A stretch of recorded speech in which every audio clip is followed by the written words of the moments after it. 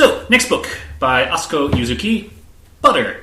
Yeah, this was a best-selling book. I'd seen it. I also got it as a recommendation from another one of the PhD students. He said his wife really, really liked it, so I thought, you know what, I'll give it a shot. And this book, I think, is pretty decent. But it's also, I think, would be much, much better. Much better. For women to read this. I think for men, you're going to get a little bit less out of it. Because I think the overall focus of this book is about women being friends with women. Making sure that they get along, that there's able to talk with one another, because oftentimes, at least the way the book portrays it, is that women can often be at each other's throats and, behind the back, the stereotypical type stuff, but also just women hating other women. And we know several of those in our life. Yeah, we've seen that. So, yeah, that type of thing, it does happen. And so it's more focused on that type of group rather than a guy reading it. Okay. So, yeah. Your main villainess, I guess I would call her. They have the quote on the back here. There are two things that I simply cannot tolerate. Feminists and margarine. Okay. Yep. So why and why?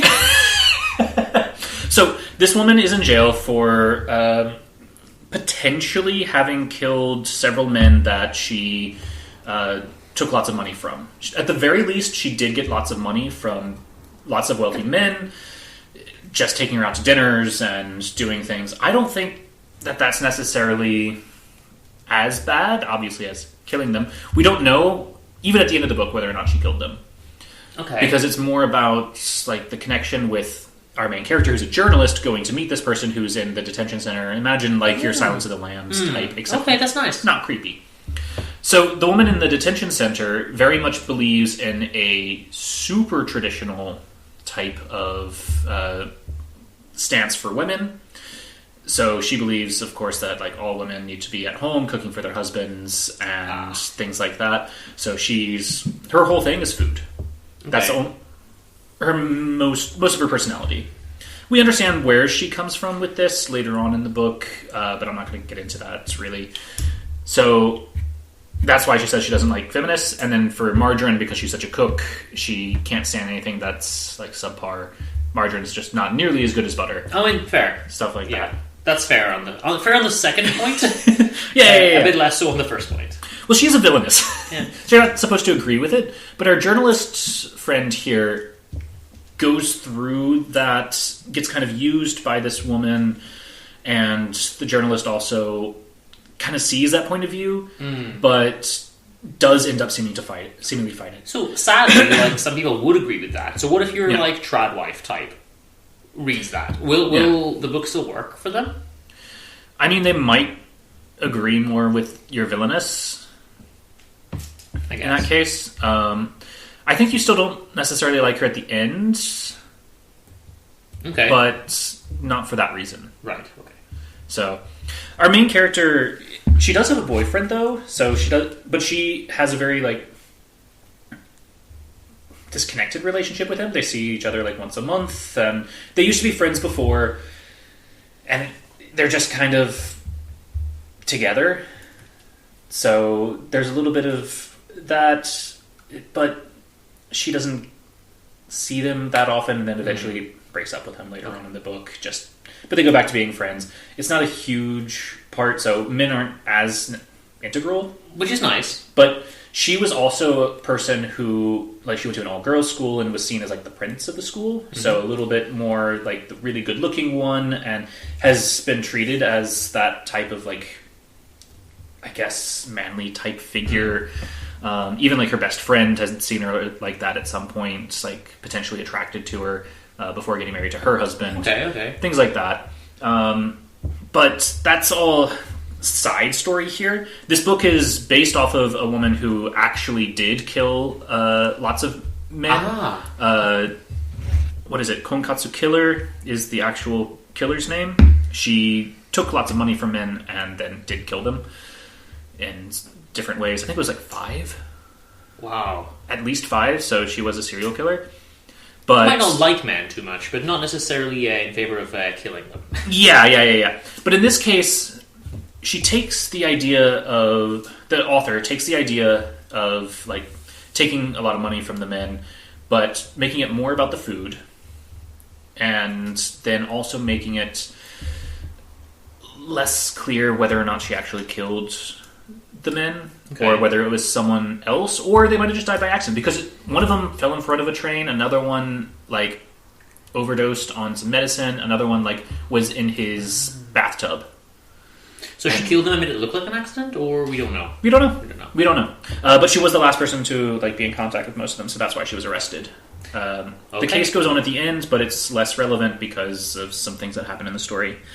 But yeah, I think in general it's really good because it's mostly women characters. It's all about connecting better with the other women in your life, connecting not necessarily with your job, but also with friends, with family, the balancing act that a lot of women have to go through with that. So our main character doesn't necessarily want to have a child, but her best friend does, and they have she has her husband, and so there's some fighting about whether to have kids, and then she had given up her job to have a kid, even though like she was a really, really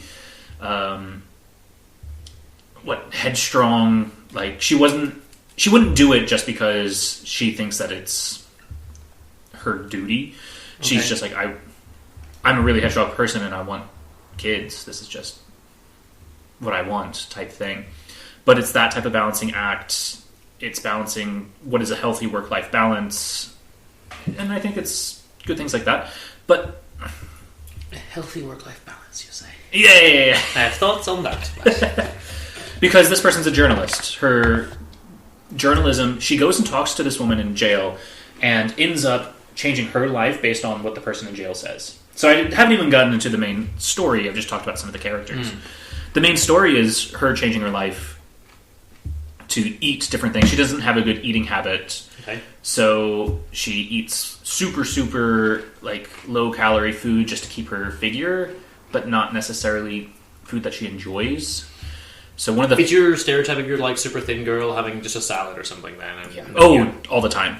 Okay. And then even her boyfriend later on, after she tries some different foods, is like, "Oh, you're putting on weight. You should probably not." Wow. Like, oh yeah, I'm like, break up with him now. But she also does something terrible to him later, based on some... It's like dares. It's like, all right, you're 13 sins type thing. The first one is go out and have some rice with butter and soy sauce. Like, all right, okay, do that. I'll do that. And then later on, it's like, all right, I need you, for me to even think about doing a proper interview with you that's about my case, not just talking about food. You need to have sex with your boyfriend and then go out to a ramen place to get something, because you'll be able to experience all that it's like. Okay, that's doable, I guess. It is, but it's using her boyfriend. Not ideal, yeah. No. And the boyfriend does find out after they break up. He's like, yeah, if we were still together, I'd be really angry and hold it against you, but now it's after the fact. It's like, we're friends, whatever. But I'm still hurt. Sure, of course. Stuff like that. So, I mean, it gets sort of more intense for the things she has to do, go to expensive places and stuff like that. It's not too negative. But, yeah, she goes back to the woman's hometown. But it's a lot of that. It's like your travel log, your travel diary, your food blog type stuff. So... I think it's a bit long, is my only thing. It is the thickest book that we It is the thickest book. Yeah, this one.